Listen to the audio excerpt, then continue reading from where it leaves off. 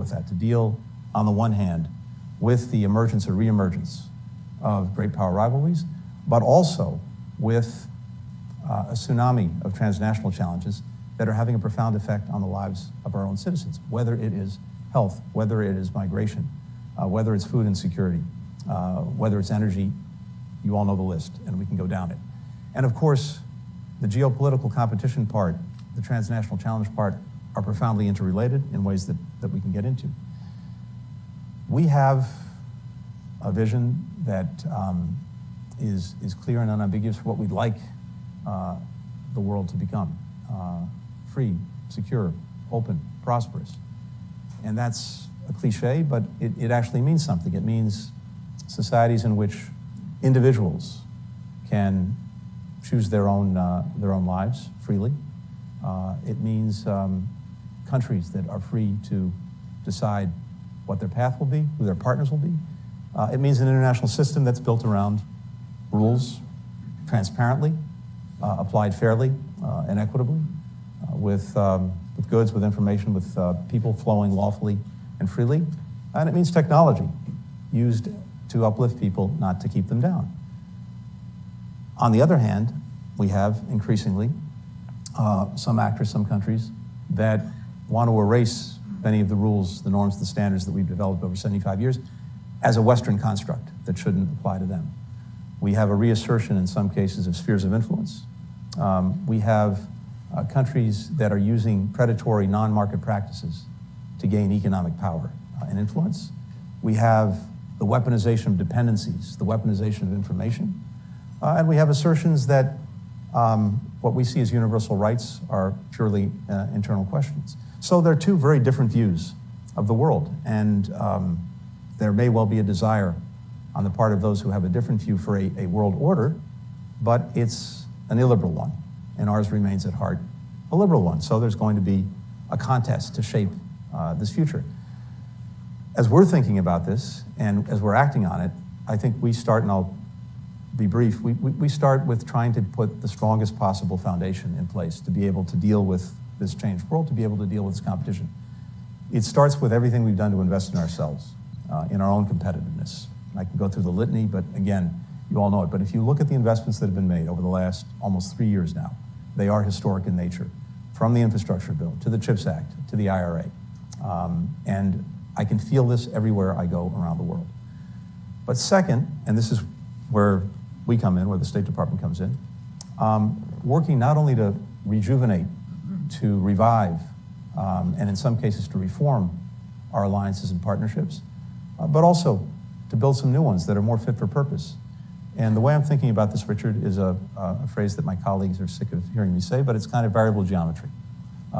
As you've seen, we've spent a tremendous effort to try to reinvigorate, rejuvenate existing alliances like NATO, like our partnerships in East Asia. I can go down the list. But at the same time, we've also been building fit-for-purpose partnerships where different collections of countries, and not just countries, other stakeholders, other actors, the private sector, the non-governmental world, come together to try to tackle discrete problems. We built coalitions on global health and COVID. We built coalitions on food security. We're about to announce one on synthetic opioids. And in each case, our purpose is to find ways of bringing countries together to effectively deploy their resources, their knowledge, their information to tackle these problems. I'll end with this. And I know this is something that Richard, that resonates with you in many of your writings. I came to this with two very basic propositions, and I've seen those propositions, I think, validated by the experience we've had over the last 3 years. One is that if the United States is not engaged, if we're not leading, then one of two things. Either someone else is, and probably not in a way that advances our own interests and values, or no one is. And then you're going to have a vacuum that's probably going to be filled by bad things before it's filled by good things. The flip side of that coin is, in the 30 or so years that I've been doing this, I don't think there's ever been a greater premium than there is now on finding new ways to cooperate, to coordinate, to collaborate, both with other countries, institutions, and a variety of other stakeholders who are empowered in ways that they never were before, and so can be disruptors if you're not getting them on the takeoff, not just the landing. If you care about climate, if we're 15% of global emissions, we get everything right at home, that doesn't account for the other 85%. We've got to find ways to bring others along. If you're concerned about what we've experienced over the last 3+ years with COVID, we know that even if we do everything right here, if there's another variant out there somewhere, it can undermine everything we've done. So we have to build stronger global health systems. If you care about the technology that's in our pockets, that's shaping our lives every day, the norms, the rules, the standards that go along with that technology is probably being shaped in some windowless room in an international organization. So we have to find ways to make sure that not only are we in the room, not only are we at the table, but hopefully we're at the head of the table. So that's what we've been working to do. And I think on the big issues, on dealing with Russia, on dealing with China, we've managed to build greater convergence with other key players in the international system than we've seen. And on these big global challenges that are having a real effect on the lives of people here too, we're finding new ways to partner with countries, with institutions, to try to get at them, to try to get achievable results. Sometimes it takes a while. COVID's a good example of where we were probably slow off the mark, but once we got going, we had a real effect. So that's what I'm concerned with. It's putting in place and acting on these new building blocks, this new variable geometry of a world in which we can advance and shape the post-Cold War era. And if you were going to just sum that up, is that what, from your point of view, amounts to a Biden doctrine? I mean, what are you trying to calculate? I know, you're right in terms of a world defined by geopolitics and transnational issues. You want to basically have a liberal world order.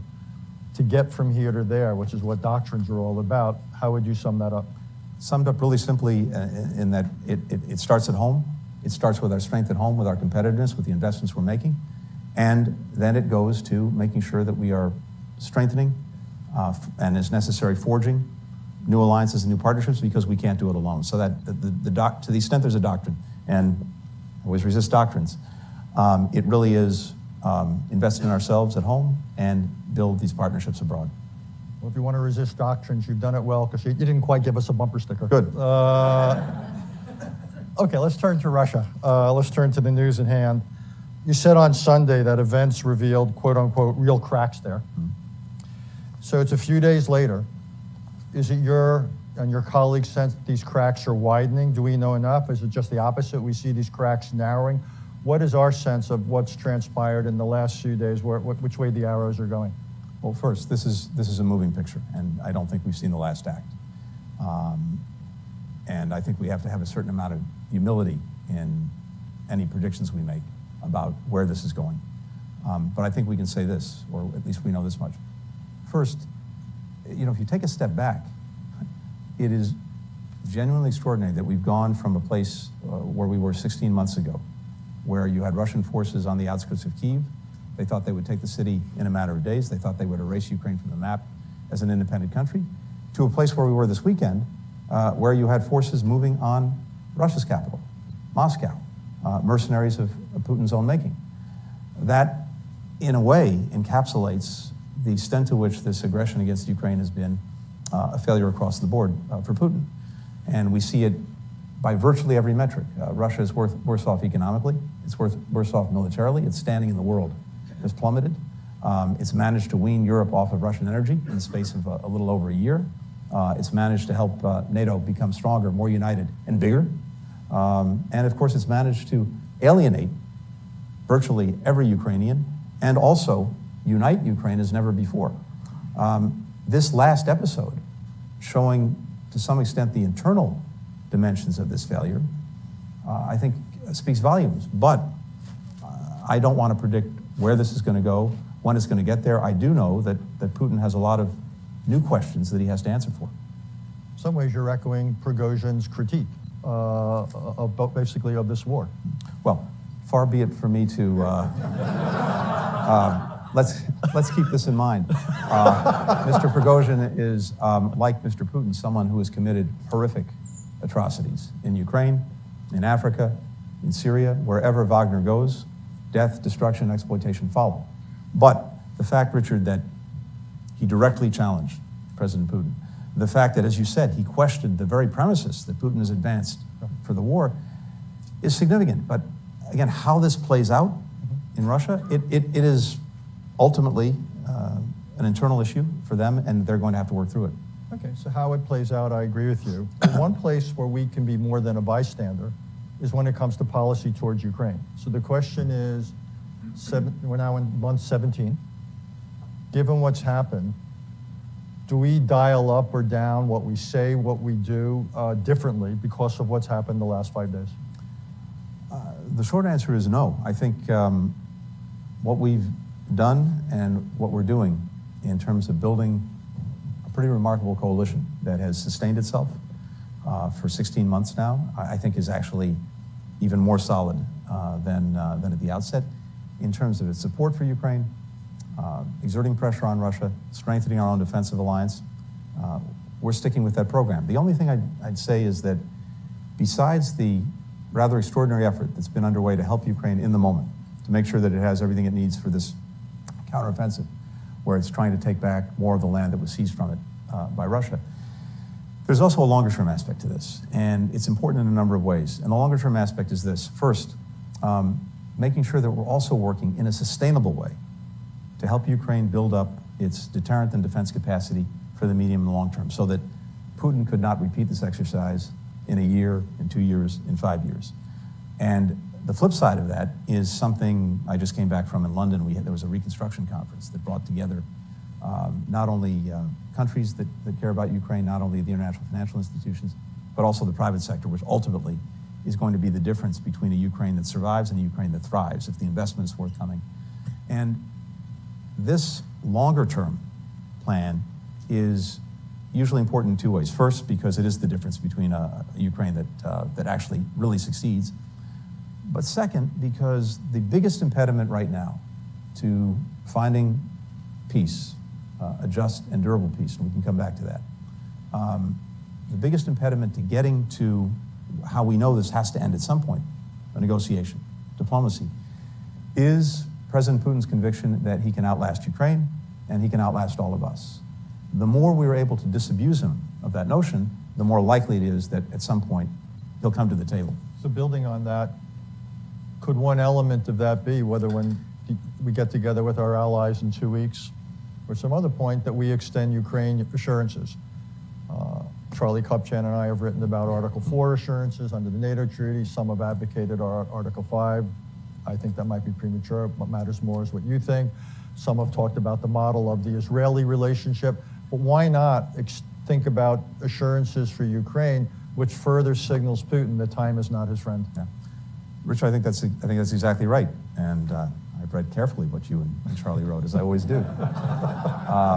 It's in Foreign Affairs magazine. I want to mention that. Get one for the home team. Available at a newsstand near you.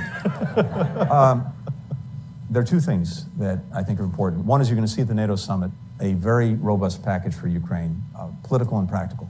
I'm not going to get ahead of where we land in Vilnius, but I'm pretty confident in that.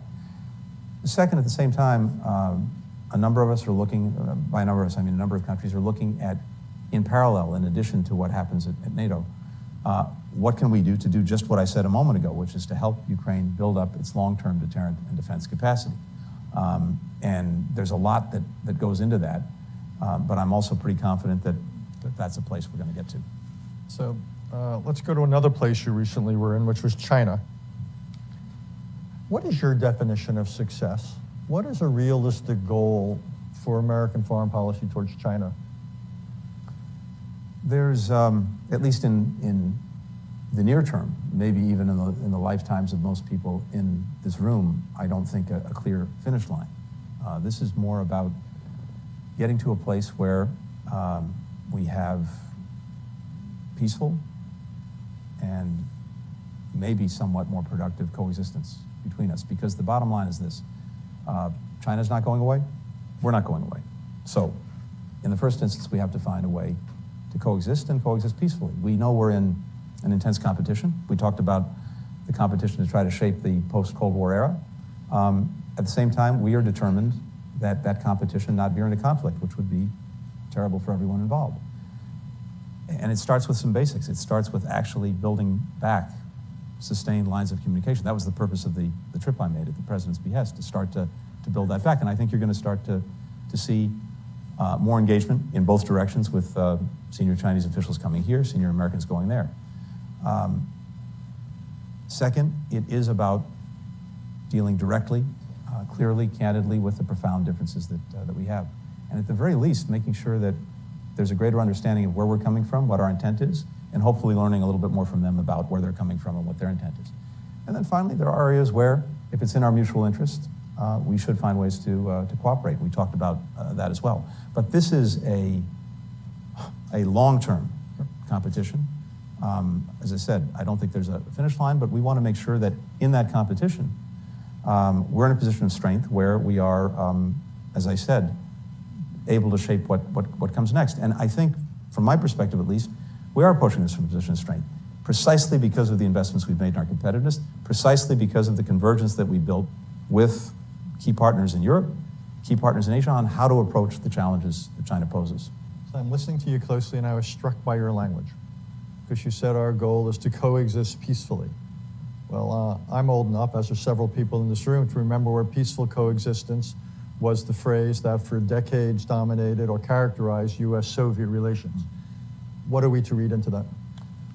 Only that, again, neither of us is going away, so at a minimum, that has to be, I think, the baseline. As I said, we're determined to make sure that in everything that we're doing, the two different worlds that I tried to sketch briefly and what they might look like, the free, open, prosperous, secure world that we're trying to build, a somewhat different and more liberal model that others, including China, are driving toward, that our vision prevails. But implicit in the phrase peaceful coexistence is less what you're trying to accomplish and more what you're trying to avoid. No. That was true of the Cold War. Do you think that's a fair characterization of the U.S. China relationship? It's more what we're trying to avert rather than what we can realistically accomplish? I think it's both. I think we have a responsibility. We have an obligation that we hear from around the world to manage the relationship responsibly. And that gets to the peaceful coexistence part. We hear this demand signal everywhere. But that doesn't mean that we're standing still. It doesn't mean that we're accepting that as the goal. But it is the foundation. And from there, as I say, we're in a competition. We want to make sure that in that competition to shape this new era, our vision prevails. So let me raise what could be the greatest threat to that ability, which is Taiwan. And if I may quote Secretary of State Blinken, I always hate it when people quote me, by the way. Last October, you said, referring to Taiwan, what's changed is this: the decision by the government in Beijing that the status quo is no longer acceptable, that they wanted to speed up the process by which they would pursue unification. You just spent time there. You spoke to Wang Yi, you spoke to the foreign minister, you spoke to, obviously, President Xi. What take did you make on their views on Taiwan? Did you come away with any different sense of their either aspirations or, more important, timetables, risk propensities? Let's start with this. I think my opening premise is that for the better part of 5 decades, this is a challenge and issue that we've actually managed responsibly. And doing that was premised on a few very basic principles. One is that any differences between Beijing and Taiwan would be resolved peacefully, that neither side would engage in unilateral changes to the status quo. And the result of that, the result of a consistent policy through multiple administrations, Republican and Democrat alike, founded on one China, has meant that we have managed it responsibly. I think what changed is this, at least in our judgment. Obviously, China has a different narrative. But if you go back to 2016, not last year, not just in recent months, but if you go back to 2016, we've seen Beijing taking actions that suggest that the status quo was not acceptable. And we've seen that in some of the military operations that they've been engaged in, the deployment of forces, the exercises, the missile tests, et cetera. We've seen that in the economic coercion exerted against Taiwan, and for that matter, exerted against countries that have relationships with Taiwan. We've seen that in the effort to pry Taiwan out of the international system. And all of this is a stirring of the pot that is antithetical to the preservation of the status quo. So one of the things that we try to communicate very clearly is not only the consistency of our policy and our approach and our determination to maintain the status quo, but also the concerns, not just of the United States, but of countries around the world about anything, any actions that would disrupt it. And there's a very clear reason for this. Even as China, of course, asserts that these are sovereign issues that should be relevant to no one else and of interest to no one else, we all know this: 50% of commercial traffic, trade, goes through that strait every single day. 50% of container traffic in the world.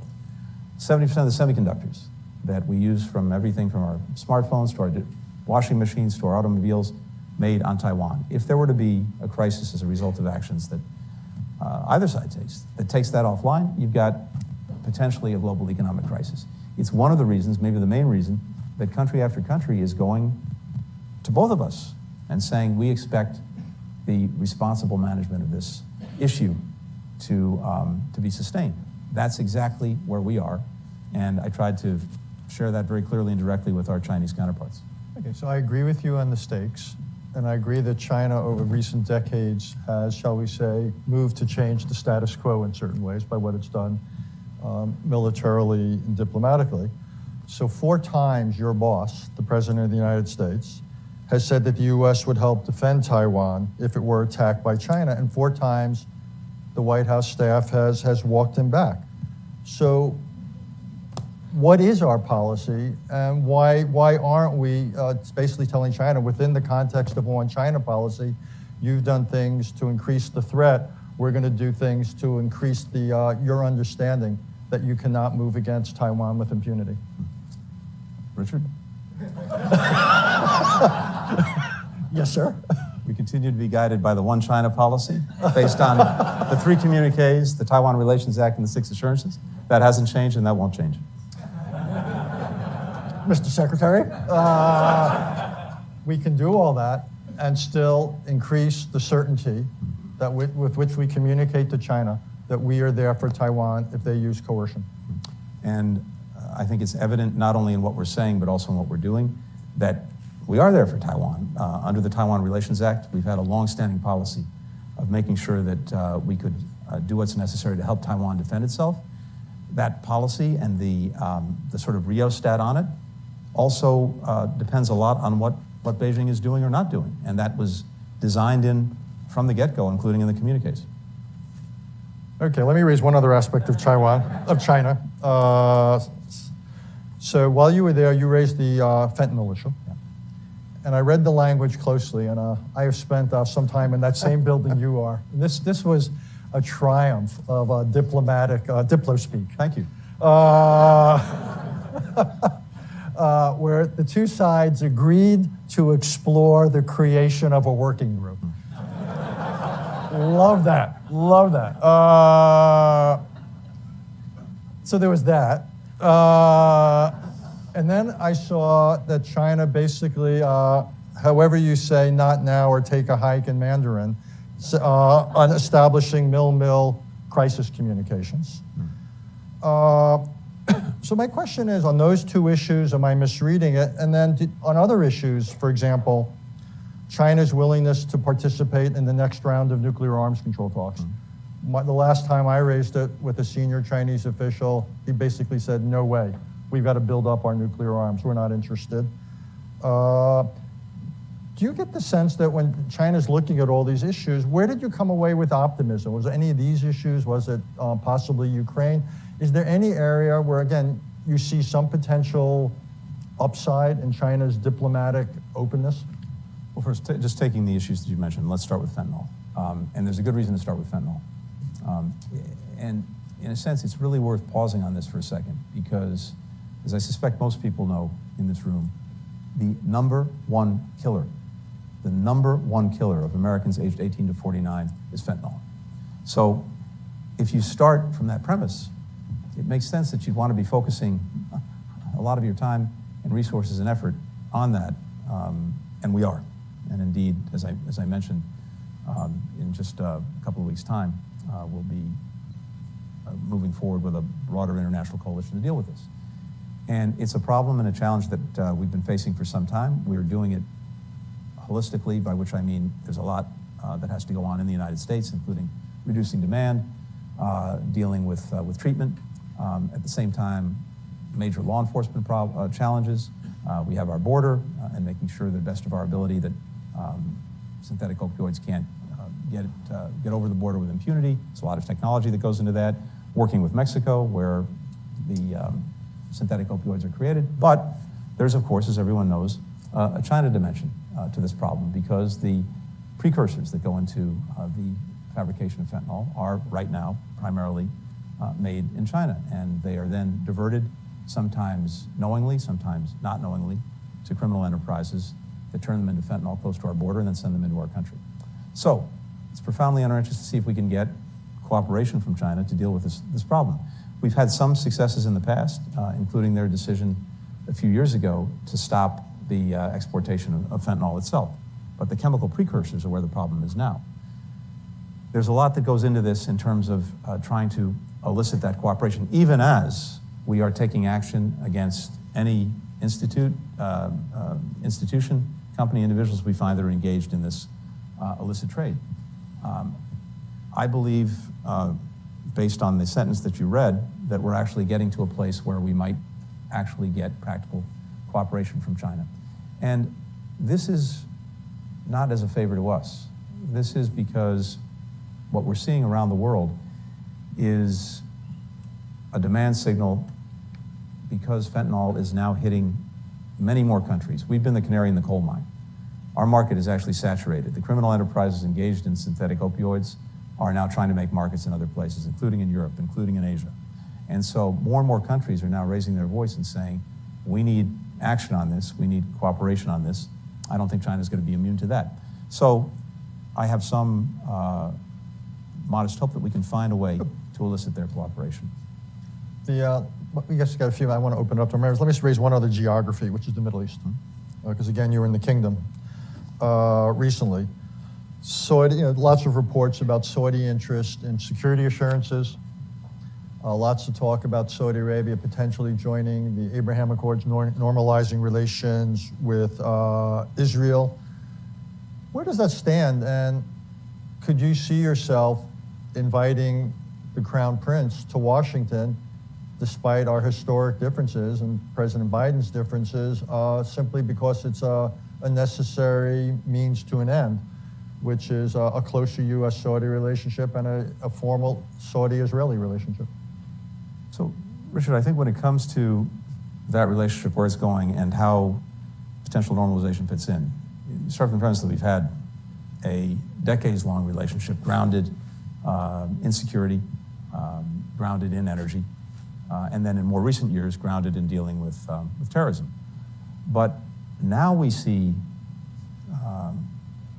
all sorts of new potential that goes to the dynamic of regional integration in the Middle East, with Saudi Arabia potentially in the middle of it, a de-escalation of conflict and crisis, with one notable exception, Iran, and as well, the possibility to partner on game-changing issues and challenges, for example, with Saudi Arabia on everything from developing and meeting the incredible thirst around the world for quality infrastructure, to dealing with new communications networks going forward, including things like open radio access networks, where we're actually working with the Saudis. It's a long way of saying that, along with the foundational partnership that we've had, there are new horizons that are clear. And of course, we have a big stake. We came in with maybe the worst humanitarian situation in the world, being in Yemen, working to end that war. So there's also a dynamic in place whereby both Saudi Arabia and Israel, of course, are interested in the prospect of normalization. It is incredibly challenging, hard, not something that can happen overnight, but it's also a real prospect, and one that we're working on because, as you've alluded to, both the Saudis and Israelis are looking for us to play a particular role in that effort. We're very much engaged in it, and as I said, it's a challenging road, but it's certainly one that's possible. Don't you have an added problem, though, which is just as you're trying to do this, and perhaps bring the Saudis closer to the Israelis, it can't take place without a context, in this case, the Israeli-Palestinian relationship, which I've been watching it for 40 plus years. And it seems to me not that far from blowing. You're seeing now the considerable expansion of settlements, considerable expansion of violence, a real absence of centralized Palestinian authority. The most right-wing government we've seen in Israeli history. If we want to have a normalization between Saudi Arabia and Israel, it seems to me part of associated with that has got to be a degree of calm with Israelis and Palestinians. It seems to me we're on the verge of anything but that. Shouldn't we be doing more? Couldn't we be doing more to address this? To keep open, in particular, to keep open the possibility, the calm things, and keep open a two-state possibility? Yeah. In short, I agree with you. And that's no fun. Sorry. We've told our friends and allies in Israel that if there's a fire burning in their backyard, it's going to be a lot tougher, if not impossible, to actually both deepen the existing agreements as well as to expand them to include potentially Saudi Arabia. And I actually had this conversation just yesterday with my Israeli counterpart. It's a conversation I've had with the Prime Minister on a number of occasions. It's also, at least in our judgment as Israel's closest friend and ally, profoundly not in Israel's interest for this to happen, both because of the added degree of difficulty that this presents for pursuing normalization agreements or deepening them, but also because of the practical consequences. If, just to cite one example, if Israel were to find itself either by intent or by accident responsible for the West Bank with 3 million Palestinians and 500,000+ settlers, what is that going to mean in terms of the allocation of resources, including security resources, that Israel otherwise needs to be concerned about when it comes to Gaza, when it comes to Lebanon, when it comes to Iran? It doesn't really add up. So on both of those dimensions, and then of course there is the question of the future for the Palestinian people, something that we care deeply about, and we continue to believe strongly that two states is the way forward. As distant as that seems, it's usually important to at least keep a horizon of hope for people who don't have a lot, and in the meantime, to at least try to better their lives day in, day out. We are working on this.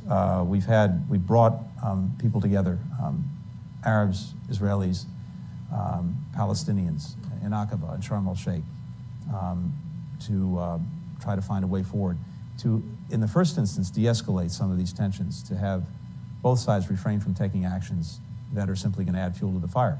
It's an ongoing process. We've had some success, particularly during the holiday season over Easter, Passover, Ramadan. Now, however, we've seen steps taken, including on settlements, that are moving in the opposite direction. Two quick last questions I want to open up. You mentioned Iran twice. Lots of reports about an informal arrangement out there being discussed, putting some lid on Iranian nuclear capabilities in exchange for some degree of sanctions adjustment. What can you say about that?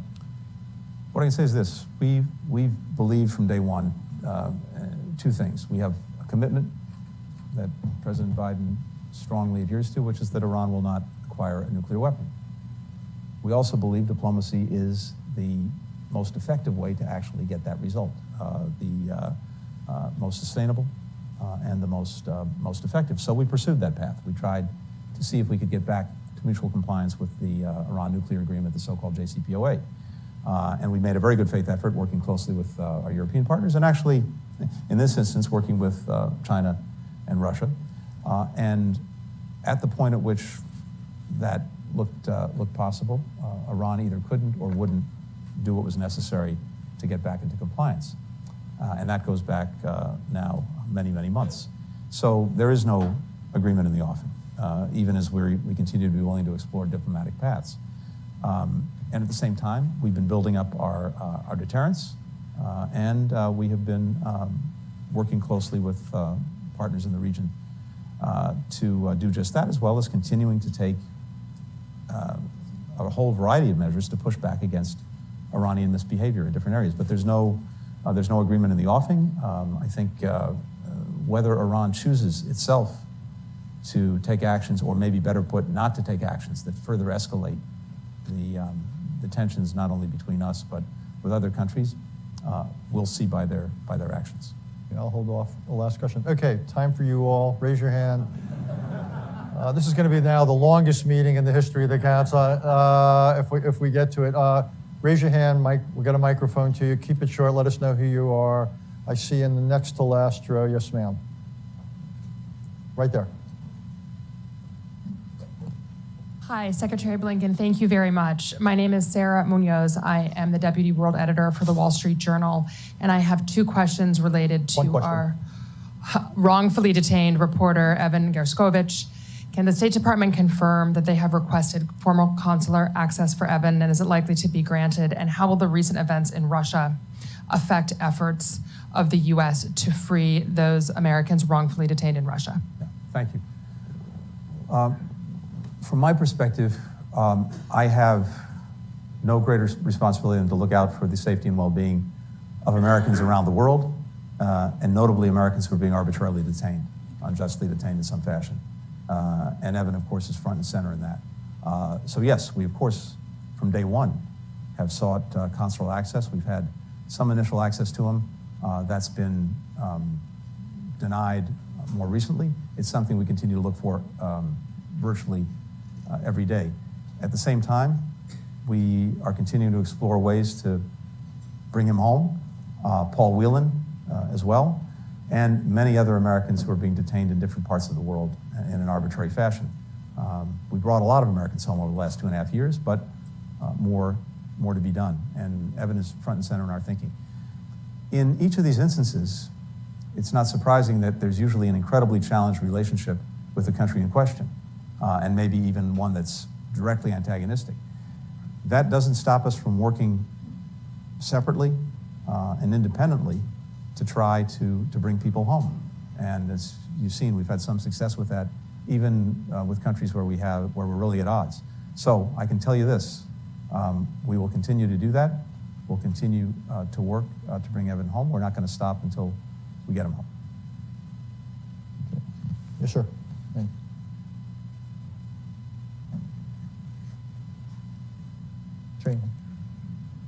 Jamie Metzler, One Chair World. Hi, Tony. Good to Thank see you.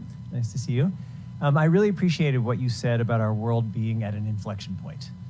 At earlier times in history, 1648, 1945, we've been at inflection points like this, in those cases after huge crises, and we've had to think structurally about what a global operating system upgrade might look like. How are you thinking about upgrades, whether it's to the UN or new institutions, to try to deal with the challenges we face? Jamie, thanks for the question. It's very much what we're about and what we're focused on. And as I said, it really goes to a few things. First is really we had to start first just re-engaging, as well as trying to re-energize and rejuvenate some of the existing alliances and partnerships. And I think we've done a reasonable job at doing just that. And a lot of that is just rolling up your sleeves, showing up, being engaged, listening, as well as acting. But I think one of the things we found is this, and again, no surprise to anyone in this room, institutions, alliances, arrangements that were made 75 years ago, 50 years ago, may not necessarily be fit for today's purposes. And so, along with trying to reorient, in some cases, the existing arrangements to deal with the challenges of this moment, we have tried to build new partnerships. And there, what we found, and something that you've done remarkable work on over the last years, COVID is a pretty good example of that. As I said, I think we were a little slow off the mark in terms of our global responsibilities, but once we got going, including working through COVAX to make sure that we were getting vaccines to people around the world free of charge, no political strings attached, we were actually quite effective. But even in doing that, we noticed that there were gaps. There were gaps on the last mile in terms of actually getting shots into arms. There were gaps in protecting healthcare workers who are on the front lines. There were gaps in dealing with misinformation and disinformation that was being used against this global effort. There were gaps in getting other therapeutics to people in need, and this is, of course, particularly acute in Africa. So we built a new coalition of countries that were either particularly interested in this, had particular resources that they could bring to bear, and we called it basically the GAP Coalition. And it was not very much in the headlines, but we did it among foreign ministers, because to have a real impact and a sustained impact, yes, of course you need all of the expertise, health ministers, et cetera, But to make sure that there's a real political drive and imprimatur on this, it's useful to do it at that level too. And we put this together, and it was actually quite successful, and we can go through all the different metrics in actually filling the gaps. We're doing this across the board. I mentioned the synthetic opioid coalition that we're going to put together and that will be announced in just a couple of weeks' time. We've done this with food insecurity as well. And we also have been doing this in different ways with things that Richard knows well in the Indo-Pacific, with the Quad, with India, with Japan, with Australia, with the United States, to try to deliver specific public goods in ways that our countries together, I think, are uniquely placed to do. It actually started, as you know, with vaccines, but now it's expanded out. So it's exactly this combination of revitalizing existing institutions, reforming them as necessary. The UN is one place where you may have heard the president speak to this at the last General Assembly. We're really intent on trying to pursue reform of the Security Council, reform of the institution more broadly. The international financial institutions, multilateral development banks. It's a major effort underway to make sure that they're much more effectively addressing the needs in this moment. We started with the special drawing rights. I think there's more that we can do. We need Congress for that. We're looking at how capital is allocated, and allocated in ways that, again, address things like climate change, which is the biggest demand signal, food insecurity. And we're also looking at greater speed and efficacy in the way these institutions function. Janet Yellen, and we were working on that very closely together. So I think it's a combination of all of these things. It's the existing institutions, it's building new ones that are fit for purpose, and as I said, it's also finding new tools, including in the international system. Last thing is this. This is, in my mind, something that's been very powerful because there really is a recognition, even with countries that have different systems, different political orientations, that there is a common interest, a shared interest in trying to tackle some of these problems, and there is a shared interest in actually establishing some basic rules, basic understandings, and trying to live by them. And we see that play out every single day. Let's get a question from Zoom land.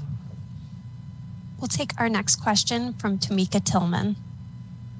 Hi, Secretary Blinken. This is Tamika Tillman. It's great to see you and to have you with us.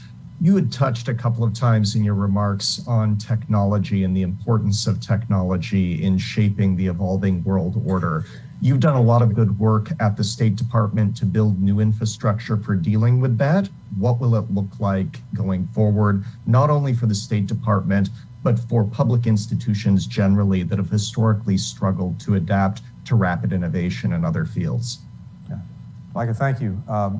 One of the things that I've learned the hard way in 30 years of government, I suspect, Richard, you had the same experience, is that governments, the foreign policy apparatus, to some extent the domestic apparatus, is usually not great at understanding new technologies, adapting to them, figuring out what government's role needs to be in shaping them and in regulating them. In the foreign policy space, most of us are not brought up in scientific, technological disciplines, and that's a deficit.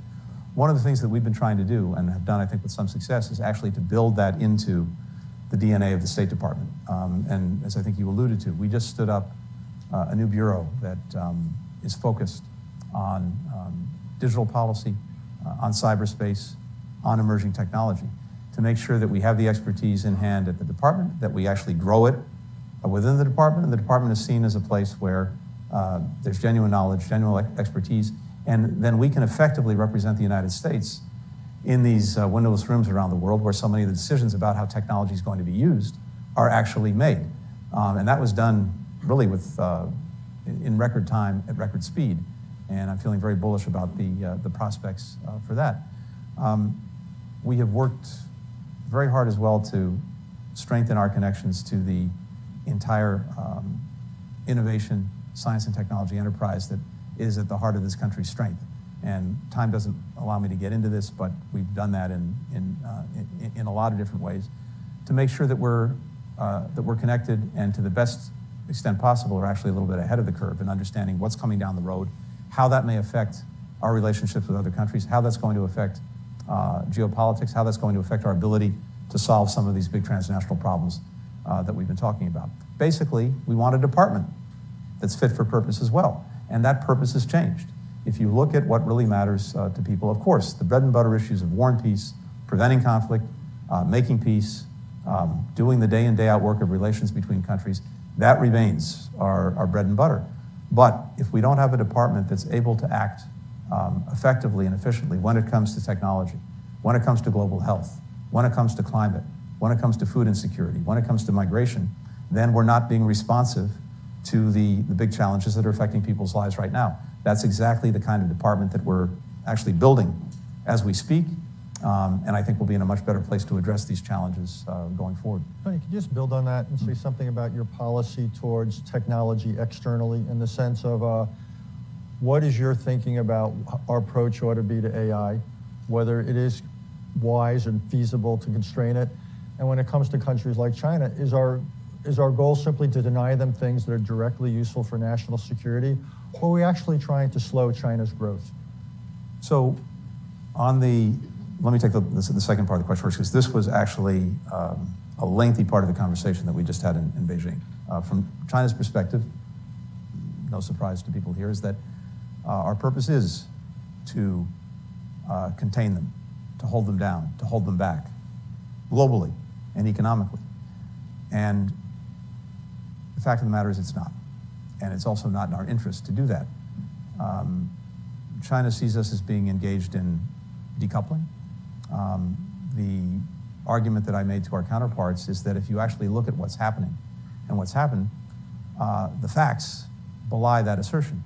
Our trade with China last year reached the highest level ever. We had more foreign direct investment going to China last year than in any year since 2014. Yes, we have export controls. We have sanctions on individuals and Chinese entities, about 1,000 or so, all told. There are 48 million companies registered in China. So that's hardly decoupling if we've got very targeted restrictions on I think it's 0.0001% of the companies in China. At the same time, it's not in our interest to hold them back. We have done, I think, very well in recovering from COVID. Other countries are struggling more. We don't want to be the only engine for growth in the world. We want to see a China that's actually succeeding economically. It's in our interest. But equally, and again, I shared this with our counterparts, how is it in our interest to allow them to get technology that they may turn around and use against us, whether it's in building a very opaque nuclear weapons program and expanding it at a very rapid pace, developing hypersonic missiles, using AI potentially for repressive purposes. It's not in our interest to do that. If they were in our shoes, they would do exactly the same thing. And so the very targeted, very narrowly defined controls that we put in place are designed to prevent that. Now, it's an ongoing conversation, but I think it's hugely important. When it comes to AI more broadly, obviously that's the subject of the day, particularly when it comes to generative AI. We're proceeding in a very deliberate way. There has been a very productive dialogue, conversation going on between the administration, centered at the White House, and the four companies that basically have developed the foundational platforms for generative AI. And we expect that to lead to a place where there's an understanding, a voluntary understanding on what some of the guidelines and guardrails will be for the development of generative AI. The challenge becomes this. One, even if the frontier or foundational platforms agree to this, to the extent that this technology proliferates out beyond them, you have to find ways to get adherence to these guidelines and to these norms. So that's a challenge.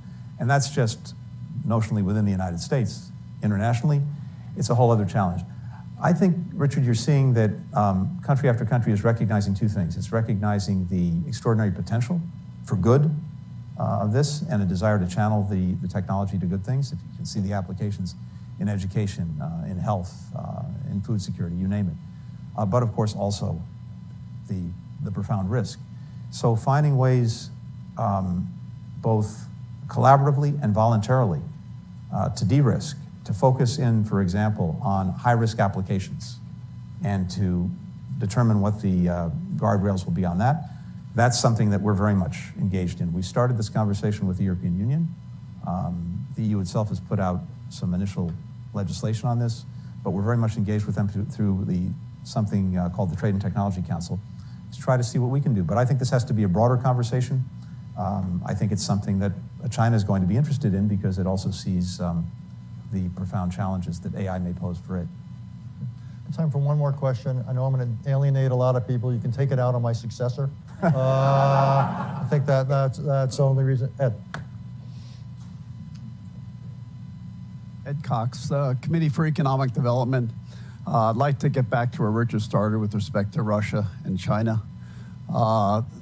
Between the parties, the relation is declared to be very solid now, but traditionally it has been not only ambiguous, but antagonistic. Where do you expect that relationship to evolve, and how could the administration impact it? So I think we've seen in real time, including this past weekend, some of the tensions that are inherent in that relationship, which I think we would see in some ways as a marriage of convenience, but also to some extent as a marriage of conviction, the conviction being that the world that we seek to shape is not the same one that in very different ways and for different reasons they seek to shape. And so there's some convenience but also conviction in working together. But I think we see some of the profound tensions and strains that go to that. China has been trying to get a balancing act right where on the one hand it's been supportive of Russia in the international system through this aggression against Ukraine. It's done some of its bidding diplomatically. It's tried to advance its narrative, et cetera. At the same time, it tries to present itself as neutral and as a force for peace and for ending the conflict. And that strain is increasingly apparent. We had some interesting conversations about this when I was in China last week or 2 weeks ago. And my hope would be that China actually could play if we get to a moment where diplomacy has realistic prospects for achieving something and we get to a negotiation where it actually could play a constructive role, if only because it has a certain amount of influence on Russia, and that may be useful when we get there. But you've seen China again try to advance the proposition that it's trying to itself advance peace. It's sent an envoy around. Some of the principles that China put forward in its own plans are good. We support them. We agree, starting with territorial integrity and sovereignty, which is plank one in their plan. So I think it's in our interest, first of all, to see if we can't encourage them to be a more positive actor in bringing this aggression to a close, while at the same time making sure that they don't do things that would only add fuel to the fire. For example, the provision of lethal weaponry to Russia for use in Ukraine, something that they have told us they have not done and will not do, but not only us, they've told that to many other countries. It's something we watch very closely and something that I took up when I was there. We're going to end there on a rare upbeat note. Uncharacteristic, not a precedent, I can assure you. I want to, by the way, just commend while we're here, the new task force on U.S. policy towards China and Taiwan on CFR.org. It's a really valuable, thoughtful piece of work. If you haven't looked at it, you should. I want to thank the Secretary of State for two things. Actually, three things. I want to thank him for being here today, giving us an hour. I want to thank him for being a dues-paying member of the Council on Foreign Relations. And I want to thank him. Where's the discount? And I want to thank him for a career in public service. It really is service. It ain't easy, the travel, the hours. You have a young family. You sacrifice a lot. Just want to thank you for all you do. Thank you, my friend.